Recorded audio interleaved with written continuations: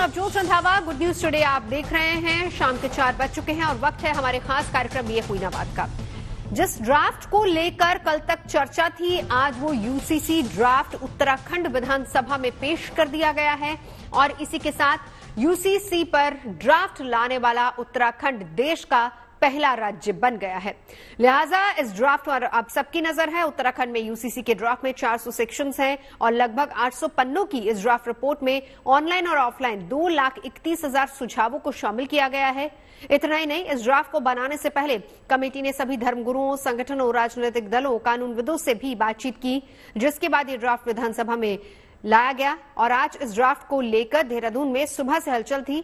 Media के कैमरे CM Dhami पर थे। मुख्यमंत्री धामी सुबह संविधान की किताब लेकर घर से निकले और इस तस्वीर का इशारा यही था कि सरकार संविधान सम्मत बिल विधानसभा में ला रही है। जैसे ही इस ड्राफ्ट को सीएम पुष्कर सिंह धामी ने पेश किया, विधानसभा का सदन नारों से गूंज उठा। उत्तराखंड सरकार भी इस बिल को ऐतिहासिक बता रही थी।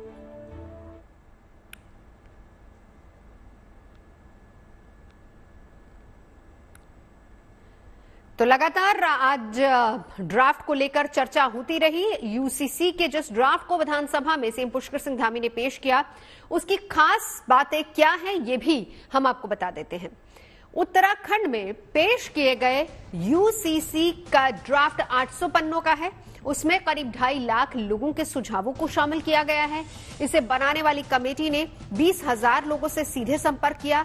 इस ड्राफ्ट में सभी धर्मगुरुओं, संगठनों, कानूनविदों की राय शामिल की गई है और सबसे बड़ी बात यह है कि राज्य की जनजातियों पर यह कानून लागू नहीं होगा। मतलब उत्तराखंड में निवास करने वाली किसी भी जनजाति पर यह कानून नहीं आएगा। वो जनजातियां इस कानून से मुक्त रहेगी। यूसीसी ड्राफ्ट में शादी को लेकर तमाम तरह के सुझाव हैं। मसलन लड़कियों की शादी की उम्र बढ़ाई गई है ताकि ये शादी से पहले ग्रेजुएट हो सकें। इस ड्राफ्ट के माध्यम से बहुविवाह प्रथा पर रोक लगाने की कोशिश भी की गई है और इस बिल के जरिए विवाह का रजिस्ट्रेशन अनिवार्य होगा, ऐसा भी इसमें कहा गया है। इस ड्राफ्ट के मुताबिक कोर्ट के अलावा हर प्रकार के तलाक पर रोक रहेगी। पुनर्विवाह के लिए किसी भी प्रकार की शर्त पर रोक भी इसमें शामिल है।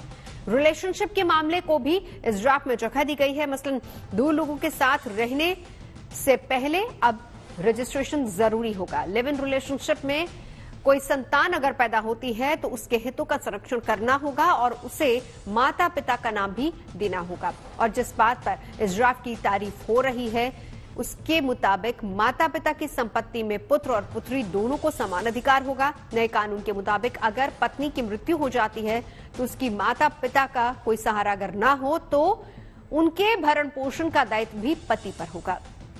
यूसीसी ड्राफ्ट के मुताबिक सभी को एडॉप्शन का भी हक होगा। साथ ही साथ किसी बच्चे के अनाथ होने की स्थिति में गार्जियनशिप की प्रक्रिया को बेहद आसान बना दिया गया है।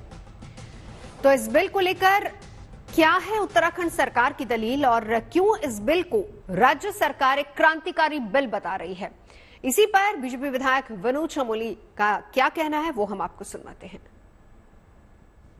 मुस्लिम समाज को आपत्ति इसी बात से है कि आपने जनजातियों को छूट देने के ठान लिया। आप कह रहे हैं कि उनके अधिकार, उनकी परंपराएं हैं, लेकिन जो मुस्लिम समाज में भी वो शरीयत के हिसाब से अपनी परंपराएं, अपने रिवाज मानते हैं। क्या ये 2014 के ठीक पहले उसी दिशा पे जाता उठा? देखिए, हमको थोड़ा सा चर्चा की दिशा बदलनी चाहिए। ये मुस्लिम समाज से जुड़ा हुआ मसला नहीं है। ये जो कुरीतियां हैं, जो असमानताएं हैं, आज क्या है, इस देश में कांग्रेस एक नारा लगाती है कि धर्म आधारित राजनीति नहीं होनी चाहिए, संविधान सम्मत होनी चाहिए। हम संविधान को आज लागू कर रहे हैं। जो संविधान में विषय जोड़े गए थे तो उनको तो खुश होना चाहिए था कि पूरा देश आज एक होने जा रहा है। धर्म के आधार पर जो हमारा बंटवारा वो समाप्त होने जा रहा है। अब हम संविधान के आधार पर देश को चलाएंगे और पूरे भारत के नागरिक एक ही आचार संहिता, पूरे भारत के नागरिक एक ही आचार संहिता रखेंगे। आपके राज्य में जो 5 जनजातियां हैं, थारू से लेकर के, जौनसठ से लेकर के, भूटिया से लेकर के, आप उन्हें कह रहे हैं कि आप अपनी नियमावली माने, अपनी रीति रिवाज, अपनी परंपराएं करें। लेकिन जो मुस्लिम समाज जो कह रहा है, हम सालों से, हम दशकों से जिस मुस्लिम समाज को यहाँ का जनजातीय समाज मानते हैं क्या? यहाँ का मूल समाज मानते हैं। दो अलग समाज देख रहा हूँ, लेकिन संहिता समान। धार्मिक आधार पर बटे हुए लोग, क्षेत्रीय आधार पर बटे हुए लोग नहीं है। हमने ट्राइबल्स के लिए भी नियम बनाए हैं। ट्राइब्स के इसलिए नियम बनाए कि उनकी भौगोलिक परिस्थितियां भिन्न है, उनके लिविंग कंडीशंस भिन्न है, उनके जो ट्रेडिशंस भिन्न है। मुस्लिम धार्मिक आधार पर बटे हुए लोग हैं, वो हिंदू और मुस्लिम के आधार पर बटे हुए लोग हैं। धर्म के आधार पर देश पहले भी बढ़ चुका है, तो हम धर्म को आधार न मानकर हम सीधे सीधे जो लिविंग कंडीशंस हैं उसको आधार मान रहे हैं। जब ये कंटेंशन जाहिर देखिए, सबसे जो कॉम्प्लिकेटेड इश्यूज हैं इसमें इसी को लेकर के, जनजातियों को लेकर के और धार्मिक आधार पर जो कानून में इसमें रखे जाएंगे प्रावधान, और इसी को लेकर के आगे जब बहस होगी जाहिर है ये मुद्दे भी उठेंगे। यहाँ आपको ये भी बता दें कि उत्तराखंड पहला राज्य नहीं, इससे पहले गोवा में भी यूसीसी कानून लागू है। हालांकि उत्तराखंड में पेश हुए यूसीसी बिल और गोवा के यूसीसी बिल में काफी फर्क है, और वो फर्क क्या है ये भी आपको बताते हैं। गोवा यूसीसी में पति पत्नी को जमीन पर बराबरी का हक दिया गया है, तो वहीं उत्तराखंड यूसीसी बिल में संपत्ति में महिलाओं को भी पुरुषों की तरह बराबरी का अधिकार दिया गया है। गोवा में जिन मुस्लिम पुरुषों की शादियां रजिस्टर्ड हैं वो बहुविवाह नहीं कर सकते, वहीं उत्तराखंड में लिव इन रिलेशनशिप का डिक्लेरेशन भी जरूरी कर दिया गया है। गोवा में तलाक के मामले में मौखिक तलाक का प्रावधान नहीं है, तो उत्तराखंड में सभी के लिए विवाह का रजिस्ट्रेशन अनिवार्य किया गया। इसके अलावा गोवा में चर्च में शादी करने वाले कैथोलिक को यूसीसी के तलाक से बाहर रखा गया है, और गोवा में कानून है कि माता पिता अपने बच्चों को विरासत से बेदखल नहीं कर सकते। तो उत्तराखंड यूसीसी में जायज नाजायज संतानों में भेदभाव खत्म करने की बात कही गई है। उत्तराखंड विधानसभा में समान नागरिक संहिता बिल पेश कर दिया गया है, तो देश में इस बिल को लेकर किस तरह की प्रतिक्रिया है वो भी आपको सुनाते हैं। लेकिन यूनिफॉर्म सिविल कोड को थोड़ा अगर हम देखें, हमारे संविधान का भाग 1950 से है, अनुच्छेद 44, जो कहता है कि देश के अंदर में यूनिफॉर्म सिविल कोड लागू होना चाहिए। ये हमारे संविधान की कल्पना पहले दिन से ही है कि हमारे सारे समान अधिकार होने चाहिए, महिलाओं के हित में, बच्चों के हित में, सबके लिए। ये ना देखा जाए कि ये हिंदू के लिए या मुसलमान के लिए, भारतीय नागरिकों के लिए। बधाई बधाई बधाई के पात्र हैं जो धामी हैं। हालांकि मेरे अनुज की तरह रहे हैं, मैं अध्यापक था तो हमारे यहाँ पर विद्यार्थी थे और तेजस्वी विद्यार्थी थे, और तेजस्विता के साथ जिस तरह वो काम कर रहे हैं, साधुवाद के पात्र हैं। उन्होंने नेतृत्व संभाला है जो यूसीसी है, समान नागरिक संहिता पे। लोगों में एक भाव होना चाहिए, हिंदू, ये मुसलमान, ये अगड़ा पिछड़ा अनुसूचित, ये एक भाव है, तभी तो एक भारत एक श्रेष्ठ भारत की बात करते हैं। सबका साथ, सबका विकास, सबके लिए प्रयास, सबके लिए प्रयास होगा। धामी जी ने हिंदू के लिए भी वही प्रयास, मुस्लिम के लिए प्रयास, एक साथ एक आयु शादी की, हिंदू के लिए भी, एक मुस्लिम के लिए भी, एक बहुविवाह, न मुस्लिम के लिए न हिंदू के लिए। कौन सी बुरी बात है? ये सब तलाक को मानिक सुप्रीम कोर्ट का में भी गए, तब भी कोई निजात नहीं मिली लोगों को। तो ये किसी जाति संप्रदाय के विरुद्ध नहीं है। राशन मिल रहा है तो मुस्लिम को भी मिल रहा है, हिंदू को भी मिल रहा है, मकान और टॉयलेट मिल रहे हैं, सभी को मिल रहा है। ये सबकी सरकार है, और ये किसी के खिलाफ अगर कोई दुष्प्रचार करता है कि ये किसी के खिलाफ बना दिया गया, नहीं, ये पक्ष में बनाया गया है, देश के और राष्ट्र के हित में। आज तक मोदी जी के विचारों पे चलने वाली जितनी भी राज्य हैं, भाजपा शासित जितने भी राज्य हैं, अगर उत्तराखंड में ये लागू हो रहा है तो हमारी अपेक्षा भी है कि आने वाले समय में ये देश में भी, सेंटर में भी लागू हो। और महाराष्ट्र में जहां पर हमारे डिप्टी सीएम साहब देवेंद्र फडणवीस जी हैं, तो हमारी अपेक्षा है यही कानून हमारे महाराष्ट्र में भी लागू हो। सभी को, इस देश में रहने वाला हर व्यक्ति एक समान हो। अगर ये कायदा आता है तो मुझे लगता है हम सभी इसका स्वागत दिल खोल के करेंगे, और विरोधकों का काम है चिल्लाना, वो चिल्लाते रहेंगे, और मोदी जी अपने देश के प्रति जो ईमानदारी, डेडिकेशन से काम करे वो काम करते रहेंगे, और हम उनके साथ ऐसे ही ताकत से खड़े रहेंगे। तो चले, जाहिर है कि यूसीसी बिल को जिस वक्त उत्तराखंड विधानसभा में पेश किया गया, उससे लेकर विपक्ष और कुछ लोगों के मन में सवाल भी थे। बहुत सारे सवाल हैं जिस पर आज हम चर्चा करेंगे। सवाल ये है कि क्या वाकई उत्तराखंड में लाए गए यूसीसी बिल को लेकर जरूरत से ज्यादा जल्दबाजी दिखाई गई। सवाल ये भी कि क्या उत्तराखंड का यूसीसी बिल देश में यूसीसी लागू करने का एक पहला पड़ाव है। सवाल ये भी पूछा जा रहा है कि ये कानून महिलाओं की जिंदगी पर कितना असर डालेगा। जिस सामाजिक समरसता की बात उत्तराखंड सरकार कर रही है, क्या वो यूसीसी के जरिए पूरी होगी। सवाल ये भी है कि यूसीसी पर जो आपत्तियां मुस्लिम समाज उठा रहा है उसमें वाकई दम है या नहीं। सवाल यूसीसी बिल में आदिवासी समुदाय को मिली छूट को लेकर भी उठाए जा रहे हैं। पूछा यह भी जा रहा है कि क्या अब अलग अलग राज्यों में उत्तराखंड की तर्ज पर यूसीसी कानून बनेंगे। सवाल यह भी है कि क्या इस बिल के जरिए लिव इन रिलेशनशिप को कानूनी दायरे में लाने की पहल की गई है। पूछा यह भी जा रहा है कि क्या वाकई इस बिल से तलाक और संपत्ति को लेकर कानूनी पेचीदगियां खत्म होंगी, और सबसे बड़ा सवाल है कि क्या वाकई ये बिल उतना प्रोग्रेसिव है जिसका दावा किया जा रहा है। आज इन्हीं तमाम पहलुओं पर अपने खास मेहमानों से चर्चा करेंगे। Rudra Vikram Singh, advocate supreme court, हमारे साथ जुड़ चुके हैं। हमारे साथ इस वक्त सुप्रीम कोर्ट के ही एक और एडवोकेट है वनी जिंदल साहब, बहुत बहुत स्वागत है। अंबर जैदी साहब, बहुत स्वागत है, सोशल एक्टिविस्ट। और फिरोज बख्त अहमद साहब, फॉर्मर चांसलर हैं, बहुत बहुत स्वागत है आप सभी का। लेकिन उससे पहले मेरे सहयोगी आशुतोष इस वक्त हमारे साथ मौजूद है। कुछ आपत्तियां आशुतोष हैं जिनको लेकर आपने भी सवाल किया और हमने अभी सुना कि किस तरह के रिएक्शंस उसको लेकर आ रहे हैं। सबसे बड़ी आपत्ति वहां पर जो विरोध का स्वर था वो क्या था? यही आपत्ति विपक्ष की ओर से अगर स्पेसिफिकली कहें तो ज्यादातर खासकर चर्चा के दौरान मैंने सुना कि कांग्रेस के विधायक ने पूछा कि आप इतना बड़ा कानून लेकर के आ रहे हैं, उसका फायदा हमारी बहनों को होगा, लेकिन वही फायदा हमारी जनजातीय बहनों को नहीं होगा क्योंकि जो जनजातियां हैं और जो लगभग 5 बड़ी जनजातियां उत्तराखंड की, आपने उनको यूनिफॉर्म सिविल कोड के दायरे से बाहर कर दिया है। तो उन महिलाओं को, उन बेटियों को, उन जनजातियों से जो आती हैं उनको तो इसका फायदा मिलेगा ही नहीं। हालांकि और बात थी कि देखिए जिस तरह से उनको अलग प्रोटेक्शन दिया गया है संवैधानिक व्यवस्था के तहत, जनजातियों को कई सारे कानूनों में जिस तरह से बाहर रखा गया है, तो यहाँ पर भी वही प्रावधान था कि उन्हीं प्रावधानों की तरह उनको पर भी यूनिफॉर्म सिविल कोड लागू नहीं होगा। लेकिन उस पर जब सवाल उठाया कि आपने आखिर उनकी महिलाओं बेटियों का कसूर क्या, उनको कैसे इसे बाहर रखा जा सकता है।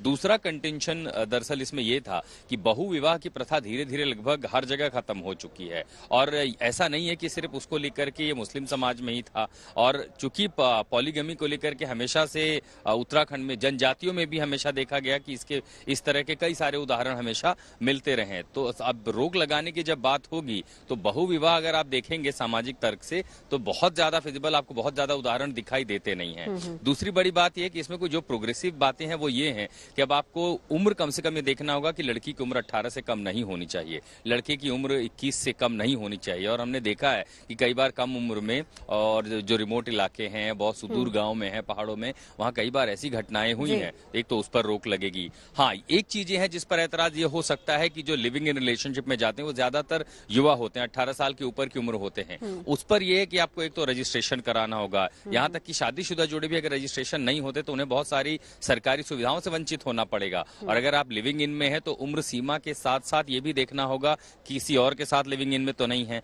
अगर आप रह रहे हैं, वयस्क हैं, तो एक तो रजिस्ट्रार आपको रजिस्ट्रेशन कराना पड़ेगा और घर वालों को बताना भी पड़ेगा। तो कई सारे ऐसे कंटेंशंस हैं जिसको लेकर के जब भी ये कानून पास होगा, मुझे लगता है कि एक बार ये अदालत में भी चुनौती दी जाएगी। बिल्कुल, बहुत शुक्रिया आशुतोष आपका इस पूरी जानकारी के लिए। चर्चा की शुरुआत करते हैं। रुद्र विक्रम सिंह, सबसे पहले आप ही के पास में आना चाहूंगी। देखिए, कुछ जनजातियां हैं जिनको इससे बाहर रखा गया। अभी मेरे सहयोगी आशुतोष यही बात कह रहे थे। जब हम बात करते हैं यूसीसी की बात कर रहे हैं तो सीधा तौर पर यह है कि संविधान के दायरे में सबको समान अधिकार देने की बात हो रही है। तो क्या जो जनजातियां हैं, क्या वहां पर बेटियां नहीं है? अगर हम कहें कि बेटियों के अधिकारों को बराबर किया गया है, वहां पर लोग नहीं है, किस तरीके से इस बात को जस्टिफाई किया जा रहा है? देखिए, 2 चीज होती है, एक अधिकार देने की बात होती है और एक होती है अधिकार छीनने की बात। तो आदिवासी जनजातियों में अधिकतर जगहों पे, अगर आप नॉर्थ ईस्ट में चले जाएं या फिर अधिकतर जगहों पे ऐसे कानून है कि जो आदिवासी लोग होते हैं उनके, आप नॉर्थ ईस्ट के कई सारे स्टेट्स में ऐसा कानून है कि उनकी जो बड़ी बेटी होती है, घर में जो सबसे बड़ी बेटी होती है, उसका प्रॉपर्टी पे पूरा राइट होता है। वो चाहे तो अपने छोटे भाइयों को दे सकती है, नहीं दे सकती है। तो हमारे जो जनजाति, आदिवासी जनजाति के लोग हैं, भाई बहन हैं, उनके यहाँ ऑलरेडी एक ऐसी परंपरा है, एक ऐसी सभ्यता विकसित हुई है जो कि किसी को अधिकार छीनने की बात नहीं करती। आपने जिन बहन बेटियों की बात की, उनको अधिकार देने की बात करता है, वो अधिकार छीनने की बात। और जो लोग परेशान है इस यूसीसी से, वो लोग उनके अधिकार, क्योंकि वो छीनने की बात करते हैं, उन महिलाओं के अधिकार वो छीनने की बात करते हैं। 1985 में जब साहबानों को एक जजमेंट सुप्रीम कोर्ट ने दिया। सर, जिन लोगों को अधिकार नहीं मिला, अब आपने नॉर्थ ईस्ट का जिक्र किया, आपने सही कहा कि नॉर्थ ईस्ट में जो बड़ी बेटी होती है, ज्यादातर प्रॉपर्टी का अधिकार उसके पास होता है, लेकिन परिवार में और भी बच्चे होंगे। तो आप जब अधिकार देने की बात कर रहे हैं तो क्यों नहीं जो बाकी बच्चे हैं, बाकी बहन भाई हैं, उनको अधिकार मिलना चाहिए? क्या उन जातियों को भी इंक्लूड करने की जरूरत नहीं है? देखिए, मैंने कहा कि ये जो कानून है, यूनिफॉर्म सिविल कोड जब हम लेके आएंगे तो ये कानून ऐसा नहीं होनी चाहिए कि किसी के भी, देखिए एक होती है एक सभ्यता, जिसको मैं कह रहा हूं कि उनकी एक सभ्यता विकसित हुई है, वो उनकी अपनी सभ्यता है। जो एक वर्ग जो ये नाराज हो रहा है, वो एक प्रकार की उनकी मानसिक विकृति है, जो कि वो चाहते हैं कि एक महिलाओं पर उनका एकाधिकार बना रहे, जो उनकी व्यवस्था ऐसी है कि महिलाएं तलाक ना दे पाए, सिर्फ वो तलाक दे पाए। उनकी ऐसी एक मानसिकता है कि जो शाहबानो केस में उनको मेंटेनेंस का अधिकार मिला था, उस मेंटेनेंस के अधिकार को दबा दिया गया, उस मेंटेनेंस के अधिकार को एक बिल लाके उसको खत्म कर दिया गया।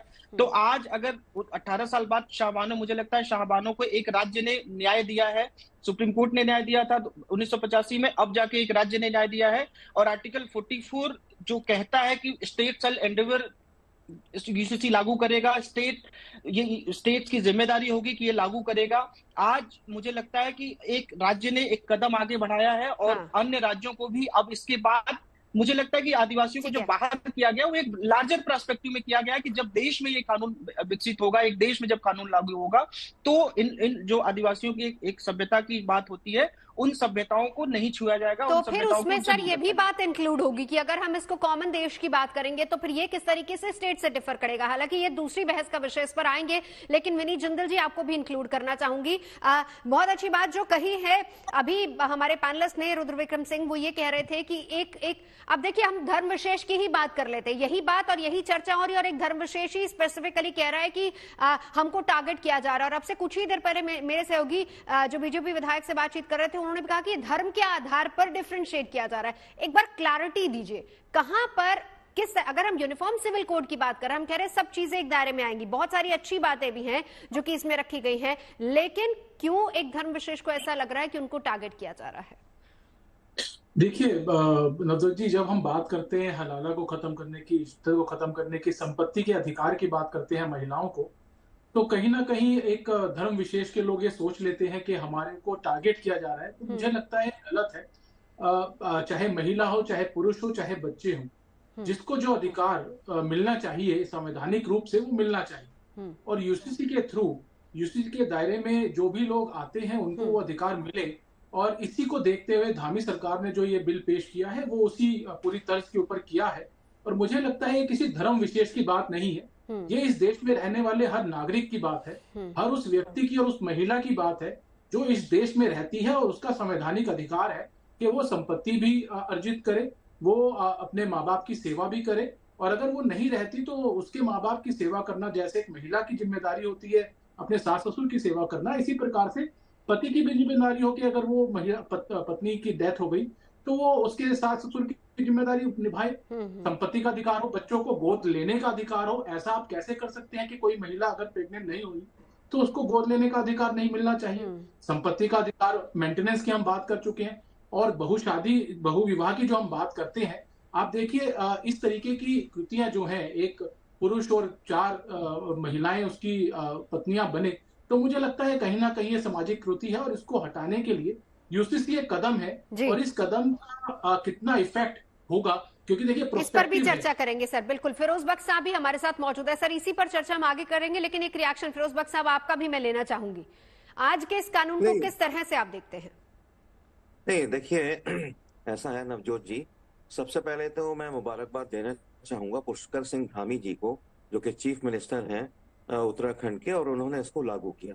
ये तो देखिए 1949 से लंबित था। अभी आर्टिकल 44 की बात की हमारे भाई रुद्र विक्रम जी ने, और इससे पहले मैं सुन रहा था वरिष्ठ अधिवक्ता नलिन कोहली साहब को, उन्होंने एक बड़ी अच्छी बात कही, this has nothing to do with Hindu and Muslim. ठीक है, कुछ लोग एक मैं टीवी बहस देख रहा था कल, उसमें हिंदू मुस्लिम सिख भाई ऐसे लड़ रहे थे, खुदा न खास्ता पता नहीं क्या आफत आ गई।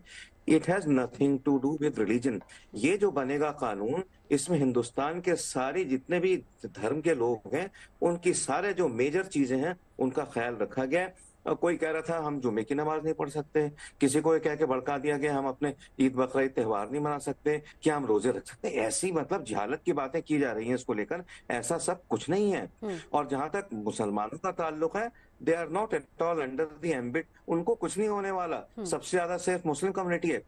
बेसिकली आखिर में बात को कह के बात को पूरा करूंगा नवजोत जी, कि इसका सबसे ज्यादा फायदा तो जो पहुंचेगा वो पहुंचेगा मुस्लिम महिलाओं, ठीक है, क्योंकि हमारा जो सोसाइटी है that is basically based on patriarchal construct, जहां मर्द जो है वो सब चीजों को आगे लेके चलता है। तो अब इसके आने के बाद हर जगह बराबरी होगी। मुस्लिम महिलाएं जो कि अडॉप्ट नहीं कर सकती बच्चों को, वो उसको अडॉप्ट कर सकती हैं। और इसके अलावा जो एलिमनी है, जो भी है, शाहबानों का भी जिक्र आया, तो मैं समझता हूं ये बहुत दिन से लंबित था। जैसे वो पंडित जवाहरलाल नेहरू कहते थे 370 के बारे में, घिस घिस के घिस जाएगा, तो ये भी एट लास्ट से मोदी जी को ही इसको लेके आना पड़ा। तो मैं मुबारकबाद देना चाहूंगा। आखिर में कह के बात को पूरा करूंगा कि पूरे हिंदुस्तान में इसको लागू होना चाहिए। हम लोग भी मुसलमान, खुदा न खास्ता चोरी होती है तो हम थाने जाते हैं, और अगर औरत को निकाह से बाहर करना होता है, तलाक देना होता है, तो हम शरिया, देखो हिंदुस्तान ना शरिया से चलेगा ना सनातन धर्म से चलेगा, ये BR अम्बेडकर के दुनिया के सबसे बड़े रिटन कॉन्स्टिट्यूशन से चलेगा। ठीक है, हम अंबर जैदी जी को भी इंक्लूड कर लेते हैं। अंबर जी, मेरी आवाज अगर आप तक आ रही है, तमाम पैनलिस्ट ने यहाँ पर ये बात कही है कि महिलाओं को ज्यादा अधिक अधिकार दिया जाएगा। अगर UCC लागू हो जाता है तो किस तरीके से हम कह सकते हैं कि वुमेन अपलिफ्टमेंट होगा? बहुत बहुत धन्यवाद अवजोत जी। देखिए, यहाँ पर महिलाओं को सबसे अधिक अधिकार नहीं मिलेंगे, जबकि मैं तो ये कहती हूँ कि वो अधिकार जो महिलाओं के थे और संविधान में उनको सुनिश्चित किया गया था, आज भारत के आजादी के 76 साल बाद उनको वो अधिकार मिलेंगे जो भारत के संविधान में 76 साल पहले उनको सुनिश्चित किए गए थे। लेकिन राजनीति के चलते वो अधिकार महिलाओं को नहीं पहुंचे थे, और इस पर हमने राजनीति भी होती देखी। और शाहबानो का 80 के दशक में एक व्यस्त महिला जो गुजारे भत्ते के लिए कोर्ट गई थी, सुप्रीम कोर्ट ने उनको के इनफैक्ट फेवर में फैसला दिया था, लेकिन तत्कालीन सरकार ने उस वक्त प्रेशर में आके, एक ग्रुप था लाखों की संख्या में इंडिया गेट पर इकट्ठा हुआ था, उनके प्रेशर में आकर जो उन्होंने ऐतिहासिक ब्लंडर किया था, आज उस ब्लंडर को या उस ब्लंडर से हुए जख्म को कहीं ना कहीं उस पर मरहम लगने की शुरुआत हुई है। और उत्तराखंड एक पहला ऐसा राज्य बन रहा है जहां पर महिलाओं को लेकर ये पहल की जा रही है। हालांकि गोवा की भी बात हमने की है, लेकिन ये एक अलग ही होने वाला है जहां पर हम बात कर रहे हैं कि किस किस तरह के अधिकार मिलेंगे। सबसे पहले तो समान उम्र होगी लड़का और लड़की की, और हर एक उस लड़की की धर्म के आधार पर किसी की भी, क्योंकि शरिया में minimum age of marriage define नहीं है, लेकिन UCC के बाद से minimum age of marriage irrespective of religion हो जाएगा। और शादी का रजिस्ट्रेशन, एलिमनी, अगर हम सिमिलर ग्राउंड ऑफ डिवोर्स की बात करें, अडॉप्शन की बात की जाए, जायदाद में हिस्सा हो, तो ऐसी बहुत सारी चीजें जिन अधिकारों से महिलाएं वंचित थी और उनके साथ जो उनके छोटे बच्चे होते हैं वो वंचित थे, वो अधिकार उन महिलाओं को और उन छोटे बच्चों को, जो महिलाओं के साथ अपने अधिकारों से वंचित रह जाते थे, तो उनको मिलने की ये शुरुआत है। और मुझे लगता है कि बहुत बेहतरीन शुरुआत है और इसका हम सबको स्वागत करना चाहिए। रुद्र विक्रम सिंह साहब, आपके पास में आना चाहूंगी। एक और बहुत इंपॉर्टेंट पॉइंट जो इसमें दिया गया है वो ये है कि लिव इन रिलेशनशिप में अगर कोई है तो उसका रजिस्ट्रेशन जरूरी होगा। जरा इसको विस्तार से समझाइए, इसमें क्या क्या पॉइंट्स हैं? देखिए, इसमें ऐसा भी जो अभी तक की डिटेल आई है कि इसमें अगर जो भी लिविंग रिलेशनशिप में रह रहा है उनका रजिस्ट्रेशन जो लोकल रजिस्टर जहां से शादियां हमारे रजिस्टर होती हैं वहां रजिस्ट्रेशन कराना होगा। अगर रजिस्ट्रेशन नहीं कराते हैं तो ऐसी स्थिति में कुछ 6 महीने जेल का प्रोविजन भी है, ऐसा मैंने सुना है। अब ये जरूरी क्यों था आज के जमाने में, ये मैं आपको बहुत जरूर बताना चाहूंगा। क्योंकि देखिए, अगर ये लागू हो गया उत्तराखंड में या पूरे देश में, अगर ये लागू हो गया तो इससे जो फेक केसेस आते थे अदालतों में, जैसे मान लीजिए किसी लड़की के साथ किसी लड़के का कोई रिलेशन है, कुछ दिन रिलेशन में रहते हैं, कुछ उनमें झगड़ा हुआ, लड़की ने फेक केस डाल दिया लड़के पे, लड़का जाके वो महीनों चक्कर काटता है, जेल में पिसता है, फिर जमानत होती है, फिर जाके पता चलता है कि फेक मामला था। तो ऐसे मामले रुकेंगे, क्योंकि अगर आप लिव इन रिलेशनशिप आपने डिक्लेयर कर दिया तो आप बाद में जाके ये क्लेम नहीं कर सकते हैं कि नहीं वो उसने कोई ऐसा झूठा प्रॉमिस करके मेरे साथ कुछ सेक्सुअल रिलेशन बनाए। तो ये ऐसे मामले बचेंगे, ऐसे मामले बचेंगे। सर, मैं लौटती हूँ एक बार अंबर जैदी साहब से भी एक रिएक्शन। अंबर जैदी, क्या इस तरह के मामले बचेंगे? क्योंकि बहुत सारे केसेस हम देख रहे हैं, देखिए बदलते समाज में ऐसी बहुत सारी घटनाएं, बहुत सारी चीजें, खबरें आजकल आ रही हैं, क्या इसका फायदा महिलाओं को भी होगा? देखिए नवजोत, ये जो लिव इन रिलेशनशिप को लेकर यूसीसी ड्राफ्ट में इसको लेकर चर्चा हो रही है और इसको कवर किया गया, मुझे लगता है कि ये बहुत जरूरी था। जिस तरह से हमने देखा है कि पिछले कुछ सालों में लिव इन रिलेशनशिप से जो समस्याएं सामने आई थी, चाहे लड़कों के अधिकारों की बात हो या फिर लड़कियों के या फिर बच्चों के, क्योंकि लड़कियों की हत्याएं भी होती हुई हमने देखी है और लड़कों पर भी यौन उत्पीड़न के मामले दर्ज होते हुए देखे। अब उसमें हो रहे बच्चों को हमने किसी भी तरह के, उनको बाप का नाम नहीं मिलता, उनको नाजायज का टैग मिलता है, ऐसी कई सारी समस्याएं, या फिर वो जो कपल होता है उनको घर ना मिलने की कई सारी ऐसी समस्याएं हैं जो समाज में उत्पन्न हो रही थी। क्योंकि लिव इन रिलेशनशिप हमारे समाज के लिए एक नई चीज है, तो उसको कानून के दायरे में लाना भी बहुत जरूरी था। क्योंकि हर बार हमने श्रद्धा वाकर के केस या फिर इस तरह के कई सारे चर्चित केस में जब इस तरह की चीजें सामने आई कि आखिर इस सब के लिए क्या ऐसा होना चाहिए जिसको कानून के दायरे में लाए, तो मुझे लगता है कि उत्तराखंड सरकार की तरफ से जो रजिस्ट्रेशन की पहल हुई है, जिसमें 6 महीने की सजा और 25,000 का जुर्माना जैसी 2 चीजें आ रही हैं, या फिर दोनों भी हो सकता है, ऐसी अभी सामने खबरें आ रही हैं। क्या ड्राफ्ट विनीत जिंदल साहब, एडॉप्शन की प्रक्रिया को इजी करने की भी कोशिश यहां पर की गई है, इसको भी जरा समझाइए।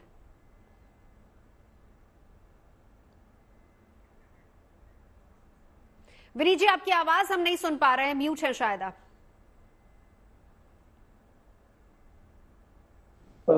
जी, अभी तक अगर हम अडॉप्शन की बात करें तो अडॉप्शन को लेकर बहुत सारी परिस्थितियां अलग अलग होती हैं। जैसे लड़का है तो अडॉप्शन करना है, और लड़की है तो अडॉप्शन करनी है, तो क्या प्रोसेसर रहेगा।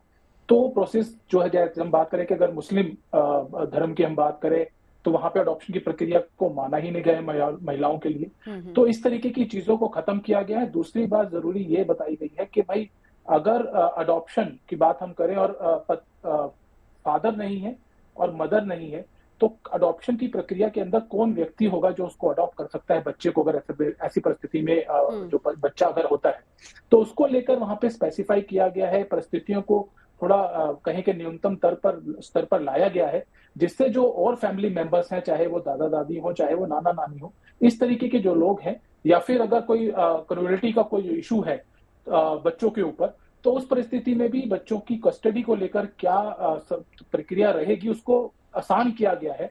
तो ये यूसीसी के अंदर ये बड़ा इम्पोर्टेंट जो प्रावधान है वो रखा गया है, बच्चों को प्रोटेक्शन देने को लेकर, माता पिता से जुड़ी हुई जो प्रोटेक्शन। बिल्कुल फिरोज बख्श साहब, ये बहुत, क्योंकि स्पेशली ऐसे बहुत सारे केसेस पीछे आए थे जिसमें मुस्लिम महिलाओं को अधिकार नहीं था कि वो अडॉप्ट करें, ये उनके लिए कितना बेनिफिट होगा?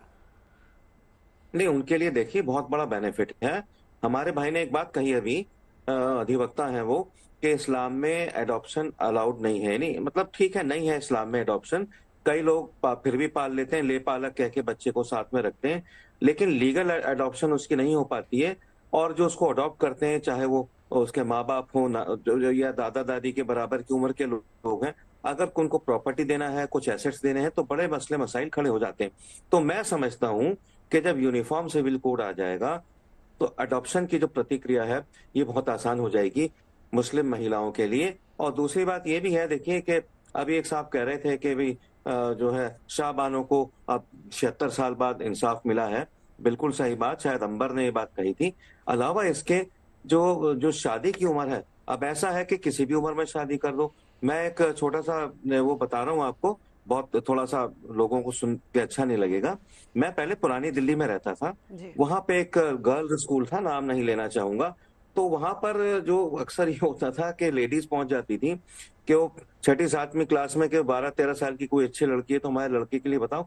तो अब यह है कि जब तक लड़की 18-20 साल की नहीं हो जाएगी, unless she is educated, she will not be married. उसके लिए भी सही है, उसकी औलाद के लिए भी सही है। कई बार ये भी होता है कि भाई शादी हो गई, लड़का पढ़ा लिखा है, काम कर रहा है, सर्विस है, जॉब है, बिजनेस है, अनफॉर्चुनेटली कुछ उससे हो जाता है तो फिर लड़की को संभालना पड़ता है। और सूरत में अगर वो एजुकेटेड है तो वो मेरे ख्याल से ये इस यूनिफॉर्म सिविल कोड, ये हमें इसको मजहब से और सियासत से ऊपर उठ के देखना चाहिए। ये सबके लिए अच्छा, ये समान ये जो समान संहिता है, ये सबके सम्मान के लिए है और सबके बढ़िया सामान करने के लिए है। बिल्कुल सर, मैं लौटती हूँ। एक बहुत इंपॉर्टेंट सवाल यहाँ पर यह भी है कि ये भी कहा जा रहा है कि ये जो, क्योंकि उत्तराखंड में फिलहाल सदन के पटल पर रखा गया, तो एक तरीके से देश भर में नजीर के तौर पर होगा, इसको देखा जाएगा, उस पर चर्चा को आगे बढ़ाएंगे। लेकिन अंबर, आपसे एक सवाल करना चाहूंगी, तलाक और संपत्ति को लेकर जितनी पेचीदगियां हैं, क्या वो हल हो पाएंगी, स्पेशली अगर हम महिलाओं से रिलेटेड बात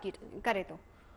देखिए नवजोत, बहुत ही अहम सवाल आपने किया है। हमारे देश में 2019 में ट्रिपल तलाक को लेकर कानून बना, इंस्टेंट ट्रिपल तलाक को लेकर, लेकिन अदर फॉर्म्स ऑफ ट्रिपल तलाक जो हैं वो अभी भी मौजूद हैं। तो हर किस्म की जो 3 तलाक है, तलाक हसन है, तलाक एहसन है, तलाक किनाया, तलाक बाइन, इस तरह की हर तलाक का अंत हो जाएगा और यूनिफॉर्म ग्राउंड ऑफ डिवोर्स सब पर लागू होंगे, इर्रिस्पेक्टिव ऑफ जेंडर और रिलीजन। तो ये बहुत ही अहम है और कॉम्प्लेक्सिटीज ऑफ लॉ जो है वो भी खत्म हो जाएंगे और साथ ही जो हम मेंटेनेंस की बात करते हैं या एलिमनी की बात करते हैं वो सब भी सबके लिए बराबर हो जाएगा। तो बहुत सारा कुछ, हम सामाजिक न्याय की जब बात करते हैं तो सामाजिक न्याय सही माने में महिलाओं को और बच्चों को मिलता हुआ यहाँ पर नजर आएगा और शुरुआत उसकी होगी और कॉम्प्लेक्सिटीज ऑफ लॉ भी काफी हद तक सुलझेगी। चलिए रुद्र विक्रम सिंह, अगला सवाल मेरा आपसे है। अब ये भी बात हो रही है कि जिस तरीके से उत्तराखंड में अगर ये कानून पास हो जाता है, लागू हो जाता है,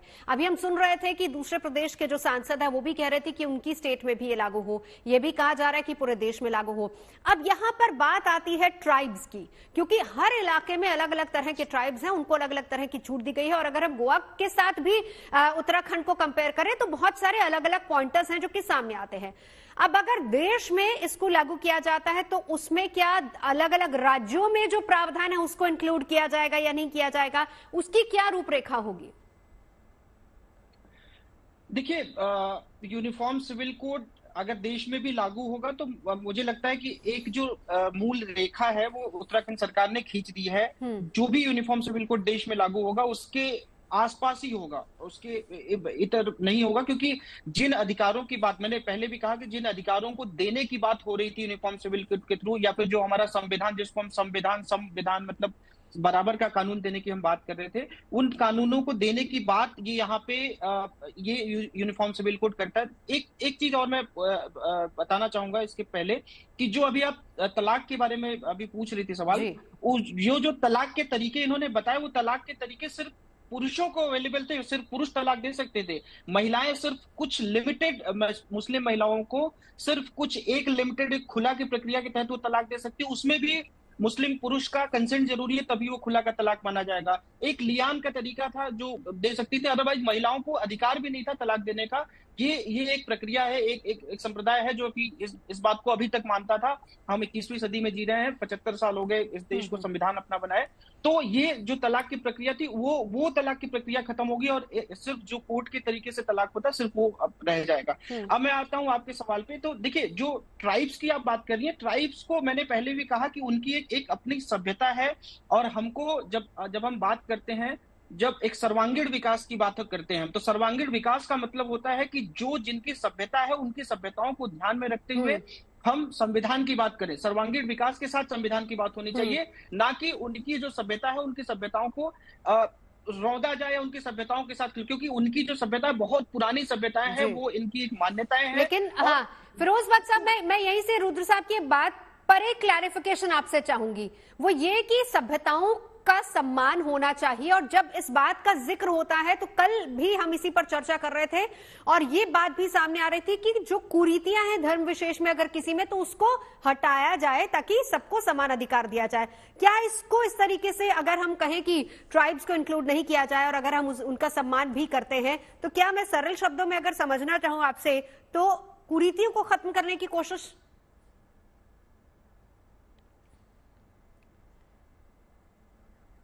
फिरोज भट्ट साहब, मेरा सवाल अगर आपने सुना है तो इसका जवाब रख दीजिए। आपको मेरी आवाज आ रही है नवजोत जी? जी सर, सुन पा रही हूँ। हाँ, एक बार सवाल और रिपीट कर दीजिए। सवाल सीधा यही है कि अभी बहुत अच्छी बात रुद्र जी कह रहे थे कि हमें ट्राइब्स जो है उनका सम्मान भी करना चाहिए, लेकिन जब हम इसी यूसीसी की बात करते हैं तो उसमें यह भी कहीं ना कहीं जिक्र होता है कि जो कुरीतियां उनको भी खत्म करने की कोशिश है। सरल शब्दों में अगर हम कहें कि अगर लागू होगा सबके लिए समान, सिर्फ कुरीतियों को खत्म करना मंशा? नहीं, बिल्कुल आपने सही फरमाया। देखिए, अभी मैं शायद आप ही का टीवी चैनल था, उसमें उत्तराखंड के एक एमएलए कांग्रेस के थे, उन्होंने एक सवाल ये उठाया, भाई ये यूनिफॉर्म सिविल कोड कैसे है जब इसमें आपने जनजातियों को उससे अलग कर दिया है। लेकिन ये this is very much uniform civil code. क्योंकि इसमें देखिए एक सिस्टम से चलता है हिंदुस्तान, कोई गुड़िया गुड्डे का खेल नहीं है जिसको यहाँ ये सरकार चला रही है, मोदी जी ने चलाया है, मिसेस गांधी ने, राजीव गांधी ने या अटल जी ने चलाया। ये एक बहुत कॉम्पैक्ट मुल्क है, इसमें हजारों लाखों चीजें सबको साथ लेके चलना पड़ता है। जहां तक ट्राइबल्स का ताल्लुक है, उनका ऐसा सिस्टम है कि उनको अगर उनको इसमें ले आएंगे तो उनको नुकसान ज्यादा होगा।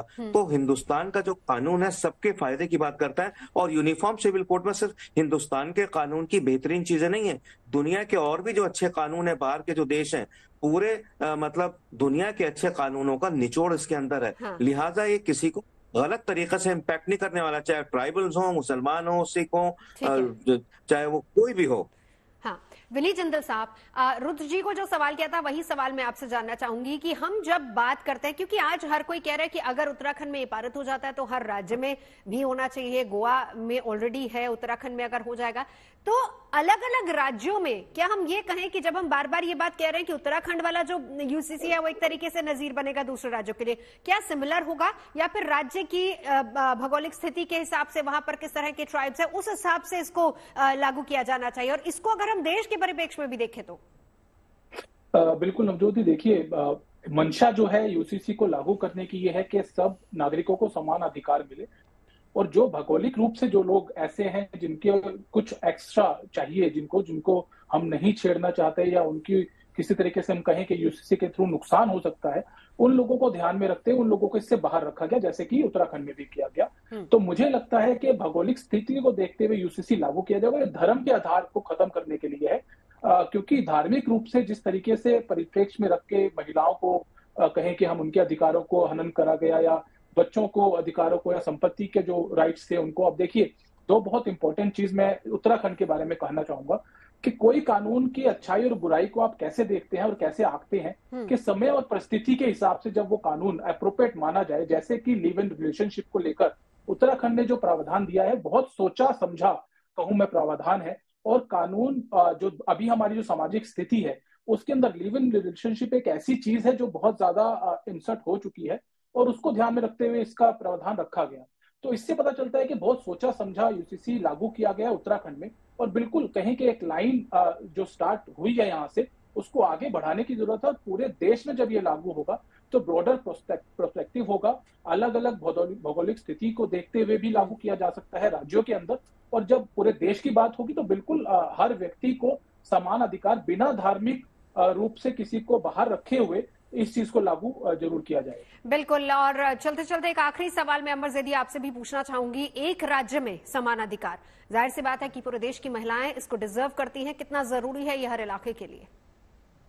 बिल्कुल बहुत जरूरी है, और इसीलिए हम लोग ने अपनी एक याचिका कोर्ट में भी लगाई थी कि पूरे देश में समान नागरिक संहिता हो। हालांकि हम सब जानते हैं कि स्टेट लेवल इंस्टीट्यूट है कि राज्य को अधिकार है कि वो अपना यूनिफॉर्म सिविल कोड बना सकते हैं, लेकिन केंद्र सरकार से आग्रह है कि वो यूसीसी केंद्र में लेकर आए ताकि सभी राज्य की यानी कि देश भर की महिलाओं को वो अधिकार मिल सके जिनसे अब तक वो वंचित। हाँ, फिरोज बख्श साहब, क्या अगर केंद्र इस पर एक्शन इसको लेकर आता है या इस पर आगे बात बढ़ती है तो फिर क्या एक समान पूरे देश में एक होना चाहिए, या फिर राज्यों का भी इंक्लूड हो जाएगा और केंद्र का अलग से होगा, तो फिर वो किस तरीके से इम्प्लीमेंट होगा?